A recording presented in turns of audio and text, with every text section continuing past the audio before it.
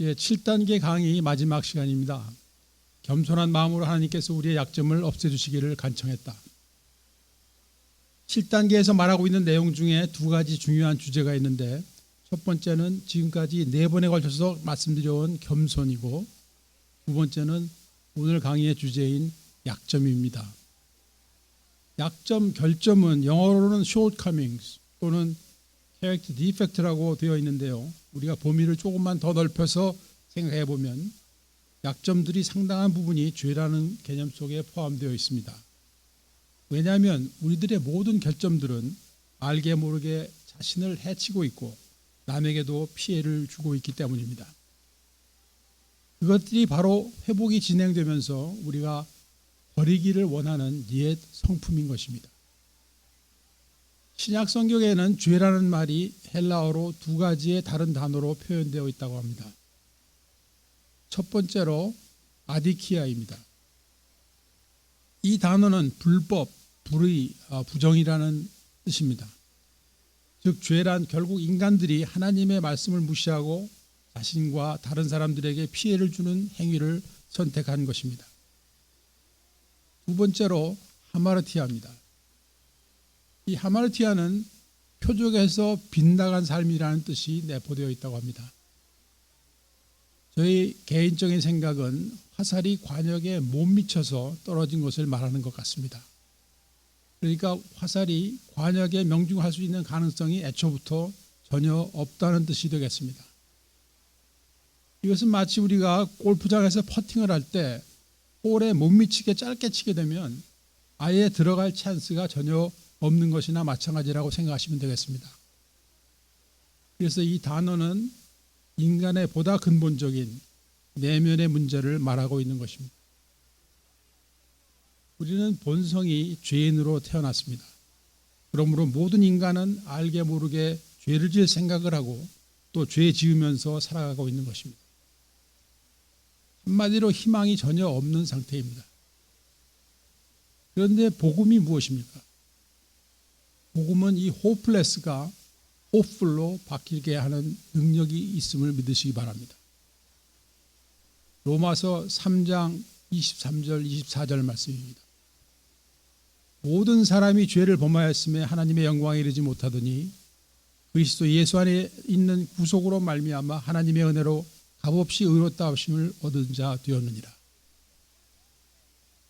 하나님과 인간 사이를 가로막고 있는 이 죄의 문제를 해결하시기 위해 예수 그리스도께서 이 땅에 오셨습니다. 그리고 이것은 오직 하나님의 은혜요 긍휼이며 이를 이루기 위해서 예수님께서 치르신 대가는 십자가의 죽으심이었습니다. 우리가 그 예수님을 나의 구주로 맞아들임으로 구원을 얻게 되었고 그 이후에는 나의 남은 인생을 어떻게 살아갈 것인가가 남아있는 이슈입니다. 그리고 그 중에 하나가 죄를 다스리며 살아가는 삶이라고 말할 수 있겠습니다. 그런데 이것 역시 우리 실력만으로는 할 수 없다는 것을 7단계는 말하고 있습니다. 내가 할 수 있는 일은 죄를 안 짓고자 하는 결단이며 하나님께 의지하여 기도하며 그 결단을 지속해 나가고 있을 때 성령님께서 우리를 도우십니다. 그 결단의 지속이 죄를 다스리는 삶이라고 할 수 있으며 이제 그 삶의 구체적인 내용을 말씀드리겠습니다. 죄를 다스리는 삶이란 첫째로 말씀이 기준이 되어 사는 삶입니다. 요한복음 17장 17절 말씀입니다. 저희를 진리로 거룩하게 하옵소서. 아버지의 말씀은 진리이다. 우리가 거룩해지고자 하는 강한 소원과 함께 우리의 삶의 기준을 말씀으로 삼는 것입니다. 성경 말씀을 읽고 묵상하며 생활하는 가운데 필요한 순간마다 말씀이 떠오르게 될 수 있다면 참으로 유익하고 감사할 것입니다. 우리가 죄를 이길 수 있는 것은 성령의 능력이요 말씀의 파워인 것입니다. 그래서 육신을 따라 살던 옛 생활을 청산하고 이 생명의 말씀에 따라 성령님의 인도하심을 받으며 살아가기로 작정하는 우리 모두가 되시기를 바랍니다. 그리고 우리들의 일상생활 가운데에서 이 four absolute를 삶의 목표로 정해놓고 사용하여 보십시오. 이 4 Absolute는 6단계 강의할 때 말씀드린 내용입니다. 그것은 우리 예수님의 성품이며 또한 우리도 이렇게 살아가라고 예수님께서 가르치신 내용입니다. 첫째, 정직. 둘째, 성결. 셋째, 섬김. 넷째, 사랑입니다. 나의 말과 행동에 의한 잘못된 결과를 보기 전에 나의 생각과 하고자 하는 행동의 동기를 먼저 살펴봄으로써 앞으로 있을 우리들의 행동의 코스를 바꿀 수가 있습니다. 이미 손해를 다 보고 나서 망하고 나서 큰 대가를 치르고 나서 후회하는 것을 되풀이하는 대신에 미리 우리들의 삶의 방향을 바꾸는 것이 회복 생활에서는 가능한 것임을 우리는 알고 있습니다. 예를 들어 우리는 우리 스스로에게 질문을 해봄으로써 많은 문제들의 사전 예방이 가능하다는 말씀입니다. 내가 지금 생각하고 행동하고자 하는 이것은 옳은 일인가 그른 일인가? 정직한 것인가 부정직한 것인가? 이기적인 것인가 아니면 섬김인가? 사랑이 동기가 된 행동인가 아닌가? 사랑이 표현되고 있는 행동인가 아닌가? 보통은 그 자리에서 바로 답이 나옵니다. 이제 죄를 다스리는 삶 두 번째입니다. 기도의 능력을 체험하자. 빌립보서 4장 6절 7절 말씀입니다. 아무것도 염려하지 말고 오직 모든 일에 기도와 간구로 너희 구할 것을 감사함으로 하나님께 아뢰라. 그리하면 모든 지각에 뛰어난 하나님의 평강이 그리스도 예수 안에서 너희 마음과 생각을 지키시리라. 이 6절 말씀의 결과가 7절 말씀의 내용이 된 것입니다. 그래서 제가 조금 바꿔서 이렇게 읽어보겠어요. 내가 아무것도 염려하지 않고 오직 모든 일에 기도와 간구로 나의 구할 것을 감사함으로 하나님께 아뢰었더니 모든 지각에 뛰어난 하나님의 평강이 그리스도 예수 안에서 나의 마음과 생각을 지키시더라. 우리가 하나님의 말씀에 순종할 때 하나님의 평강이 우리의 마음과 생각을 지키심으로 우리를 괴롭히던 불안이 떠나가고 평안하고 침착해질 수 있는 것입니다. 또 우리가 죄짓고자 하는 마음과 생각을 물리쳐 주실 것입니다. 이것은 어려운 환경 가운데서도 가능한 것입니다. 여러분, 평강과 편안은 다른 것입니다. 편안은 우리에게 오히려 나태를 초래하고 영적으로 타락하게 만들 수 있습니다. 저는 중독자가 형편이 편해지면서 하나님과 멀어지고 결국 망하고 마는 것 종종 보아왔습니다. 우리는 어려운 환경과 죄의 유혹 속에서도 기도해야 할 뿐만 아니라 편안한 환경 속에서도 계속 기도하고 깨어 있어야 할 것입니다. 기도를 통하여 우리는 더 이상 마귀의 노리개감이 되는 일이 없도록 사전에 예방할 수 있는 것입니다. 세 번째로 속지 말자입니다. 베드로전서 5장 8절 9절 말씀입니다. 근신하라 깨어라. 너희 대적 마귀가 우는 사자같이 두루다니며 삼킬 자를 찾나니 너희는 믿음을 굳게 하여 저를 대적하라. 마귀는 근본이 거짓말하는 존재입니다. 속이는 자, 파괴하는 자입니다. 마귀는 중독과 똑같다는 생각을 하게 됩니다. 그가 삼킬 자를 두루 찾아다니고 있습니다. 그러므로 우리는 유혹이 올 때 오히려 꾸짖고 대적하여 물리치지 않으면 우리가 당하게 되는 것입니다. 그리고 이 승리를 위해 개인 차원뿐만이 아니라 회복의 형제, 믿음의 형제들이 연합군을 형성하는 것이 중요합니다. 오래전에 인터넷 비디오에서 본 물소와 사자의 싸우는 장면이 생각납니다. 물소는 체격도 크고 힘도 아주 세지만 사자를 보면 무서워하고 도망갈 생각만 합니다.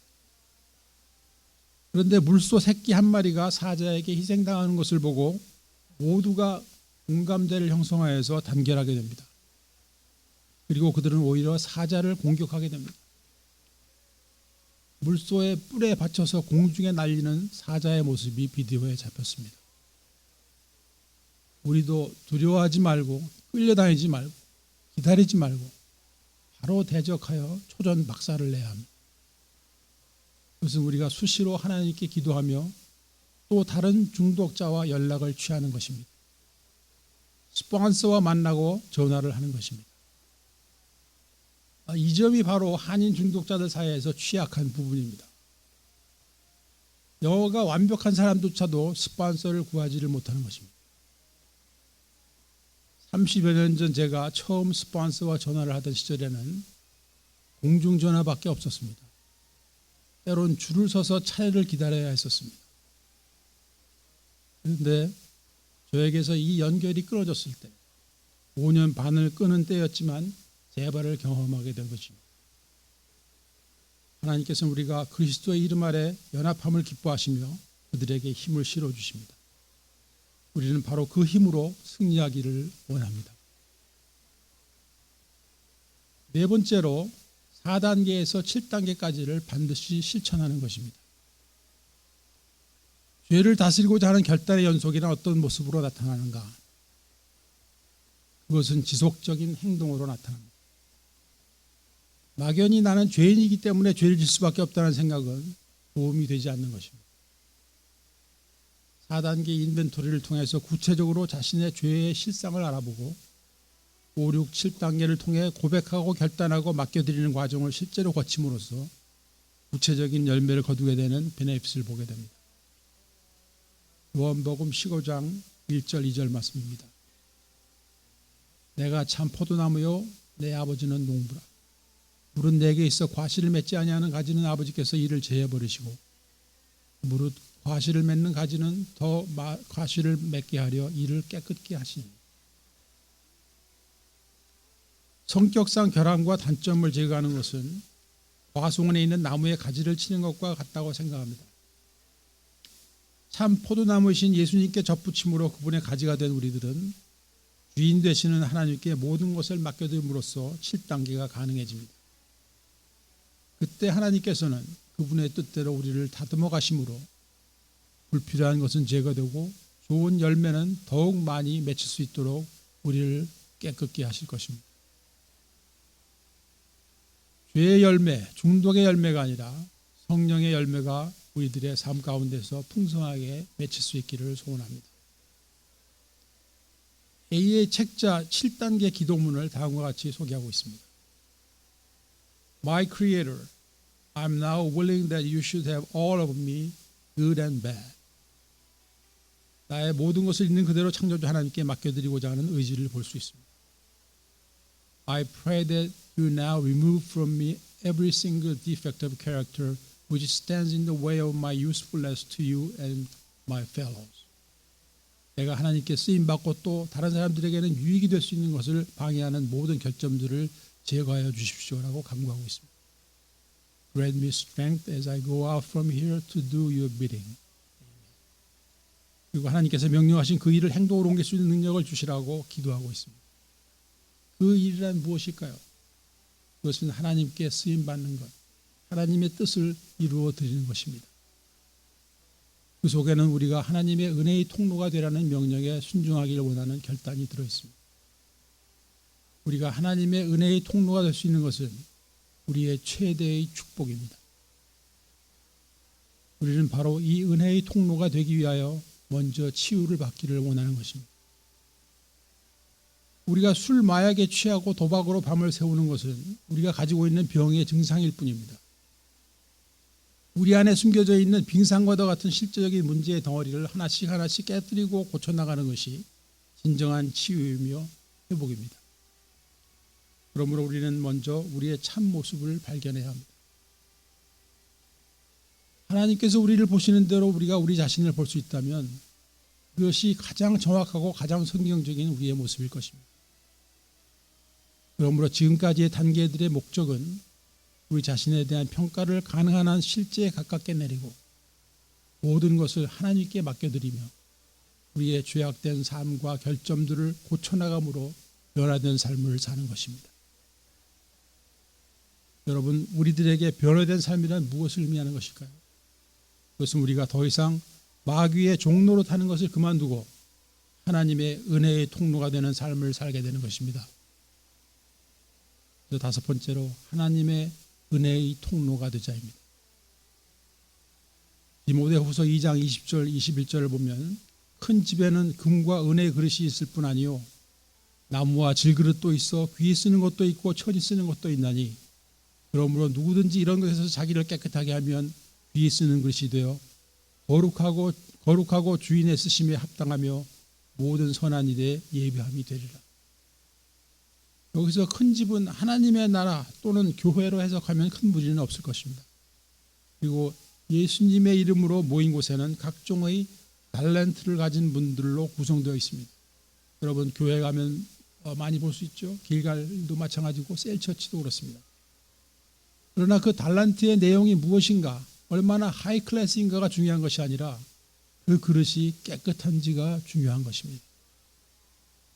기술이나 능력, 물질을 많이 소유하고 있다고 어깨에 힘주고 남을 우습게 보고 친근한 교제도 하기가 힘든 사람들은 귀하게 쓰이는 그릇이 아닌 것입니다.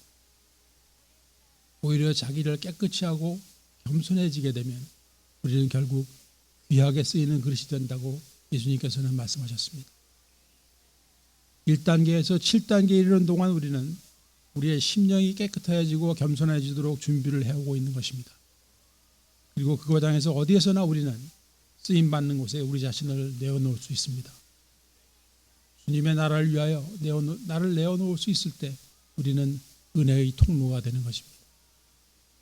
우리 사랑하는 길갈 식구 여러분, 영원한 멸망 가운데 있는 저와 여러분을 구원하시기 위한 하나님의 은혜의 통로는 십자가를 통하여 예수님께서 이루어 주셨습니다. 그리고 우리 주님은 우리 한 사람 한 사람이 누구인가 은혜의 통로가 되어주기를 원하고 계십니다. 예수님께서 이 땅에 하신 일들을 살펴보면서 우리도 그 길을 따라가기를 원합니다. 예수님은 죄인들을 사랑하시고 그들이 겪는 고통을 안타까워하셨습니다. 우리도 그리할 수 있기를 원합니다. He feeds people. 그분은 배고픈 자를 먹이시고 He heals people. 귀신 들린 자와 병든 자를 고치셨습니다. 내가 보기를 원하느냐 낫기를 원하느냐 물으시며 치료하셨습니다. 지금 이 시간에도 우리들에게 묻고 계십니다.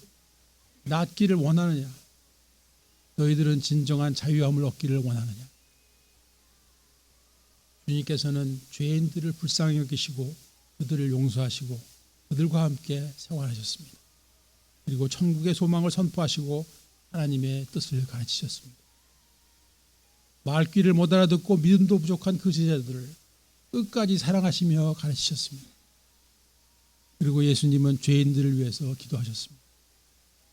십자가에 달린 채로 그분은 자신을 조롱하고 해치려는 그들을 위해서도 기도하셨습니다.